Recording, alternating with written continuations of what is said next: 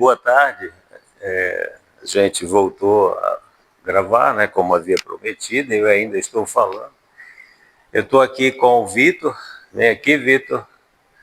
Lucas e Davi, venham aqui. E talvez esse seja o momento de eu estar me despedindo também, momentaneamente. Os meninos vão continuar fazendo algumas gravações, né, alguns ensaios. E aí a gente, como prometeu, vai falar de mais um trabalhinho que consta do Prof. Mate, não, mas da revista Elementos hoje, eu acho. Isso. Então, vou ver o que eu consigo falar hoje, tá bom? E vocês depois fazem as críticas, tá bom? Beleza, então, esse é um trabalhinho do Lemuel, que fala sobre bases vazias, né? Eu acho que isso está na revista Elementos.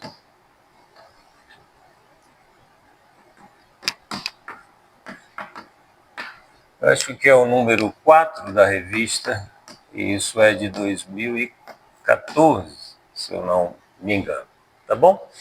Então, a nossa ideia é justificar por que a dimensão do subespaço nulo, ou do espaço nulo, é zero, né? O que é a dimensão de um espaço, de um subespaço, é um conjunto Li e gerador desse espaço, né? Então, se a dimensão do espaço nulo é zero, a gente tem que ter uma base sem vetores, né? E ainda esse conjunto vazio tem que ser linearmente independente. Algumas questões são já batidas, né? Mas a gente só não quer adotar como dimensão do espaço nulo o zero, tá? Então a gente quer colocar uma justificativa para que isso seja, digamos assim, não seja aceito como algo já conhecido ou definido, né?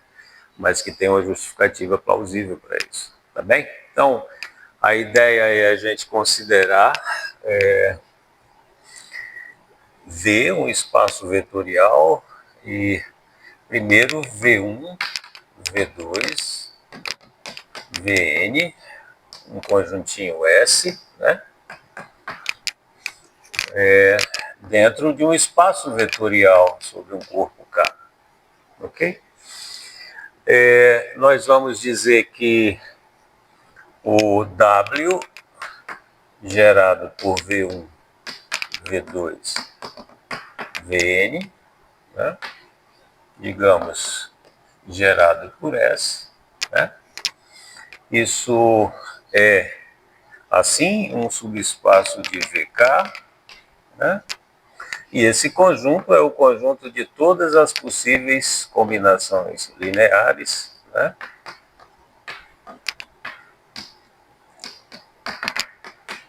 Desses N vetores, tá? Cada alfa I está no K, isso para ir variando de 1, 2 até N, tá certo? Conhecido tudo isso, né? E, obviamente, um aluno atento, ou se você quiser colocar para questionar, esse N a gente vai escolher dentro dos naturais, tá bom? E eu não vou tirar o zero por enquanto, tá? E provavelmente nunca mais vai ser preciso tirar o zero do conjunto. Isso deve ser esclarecido, né? Bom, a primeira coisa que a gente quer colocar aqui é que, por exemplo, se a gente olhar com cuidado, né, a gente vai acabar tendo a seguinte e simples pequena observação. Vou melhorar aqui.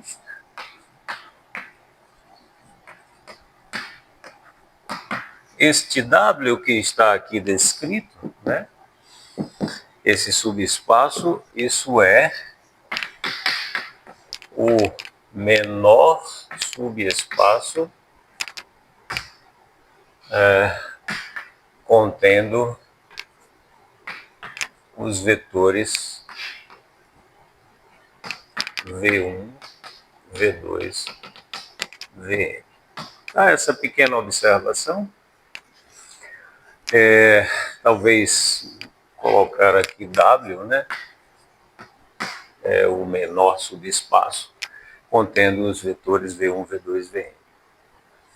Bom, como você vê isso, né? Talvez um desenho ajuda. Você tem o espaço vetorial, né? Você tem aqui o seu W gerado por S, tá bom? Na verdade, o conjunto das combinações lineares, né? V1, V2, Vn, tá bom?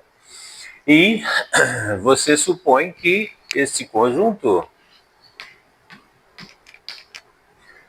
dos objetos V1, V2, Vn, digamos, tem um subespaço L que contém o subconjunto S, tá bom? Então, se W é o menor subespaço contendo os vetores V1, V2, Vn, nessa linguagem dos conjuntos, qualquer outro subespaço que contém esses vetores deve conter o W, nesse sentido de que W é menor, né? Está sempre contido em qualquer subespaço que contém os vetores V1, V2, Vn. Isso é muito simples, né? Porque se você tiver V1, V2, Vn são objetos do L, né? Dado que L tem a estrutura também de espaço vetorial, né? Qualquer combinação linear desses vetores cai dentro do L, né? Então, qualquer combinação linear desses N vetores vão formar um vetor, né?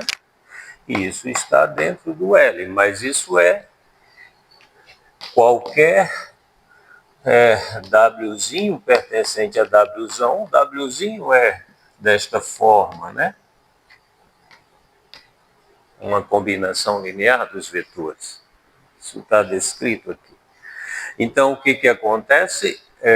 Esse W todinho cai dentro do L. O L vai aparecer aqui, nesta posição, né? Contendo o W. Tá bom? Então, é só uma questão de você definir agora assim, né? Uma boa definição seria a seguinte: dado S, um subconjunto de V, né? Vírgula, o gerado por S, né? É o menor subespaço que contém S.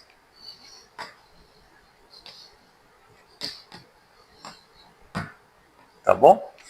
Então, você vai olhar agora na família de todos os subespaços de V, tá bom? E vai achar aqui dentro, né, o subespaço nulo, porque isso para nós é, de fato, conhecido. A gente já sabe que na família dos subespaços tem outro, né? O próprio VK. Comumente a gente chama isso de subespaços triviais do espaço vetorial. Tá bom? Então, se a gente fizer um pequeno desenho, né? Aqui está o V, e se você tiver todos os subespaços, eu não sei se isso pode ser enumerável assim, mas, né? W2, né? E talvez aqui Wn, isso pode se expandir, mas todos esses, por uma condição já de raridade do vetor nulo, de um espaço vetorial, né? Isso é sempre único, tá? a gente vai ter o seguinte: dentre todos esses espaços vetoriais, né, um subconjunto que está em todo mundo aqui é o subconjunto φ. Né? Então, quem é o gerado por φ na nossa definição? É o menor subespaço que contém S. Né? Então, como esse conjunto está contido em qualquer outro conjunto, isso a gente já admitiu, né? Nas nossas álgebras primeiras, nossas lições de álgebra, as primeiras lições de álgebra. Então, dentre todos os subespaços de V, este é o menor subespaço, no sentido da inclusão, que contém o conjunto vazio. Né? Bom, então, se você quer chamar esse conjunto vazio de uma base, do espaço nulo, qual é a definição de base que a gente conhece, né? A gente sabe que tem que ser um conjunto gerador, certo? E que também é LI, né? Mas o fato dessa definição nos dar que o gerado pelo φ é o espaço nulo, né? Além dessa definição nos dar isso, nós já sabemos que se um conjunto beta dentro do V, né, e beta é LI, né, nós já admitimos que todo subconjunto de um conjunto LI é LI. Né? Então, nós tínhamos que colocar de novo a condição de que todo conjunto ou subconjunto contém vazio. Então, se esse beta é LI, nós vamos admitir que o vazio é LI. Mas o vazio não escapa de estar dentro de qualquer conjunto. Né? Então, nós vamos admitir que φ sempre é LI. Tá bom? Então, essa teoria cola bem direitinho e agora vocês podem aproveitar, né? Sem nenhum medo de ter que admitir que a base do espaço vazio do espaço nulo é o vazio ou não, né? Porque nós vamos precisar lá na frente desse teorema, né? Se você tem agora W1 e L, né? E você constrói a soma desses subespaços, né? W1 mais L, o que a gente sabe, né? Um bom teorema que sempre aparece é que a dimensão do W1 mais L, isso é a dimensão do W1 mais a dimensão do L menos a dimensão de W1 interseção L. Esse L já foi para lá, né? W1 interseção L, tá bom? E quando esses subespaços, né, W1 e L se interceptam só no vetor nulo, né, a gente vai poder dizer que isso é o número zero, né?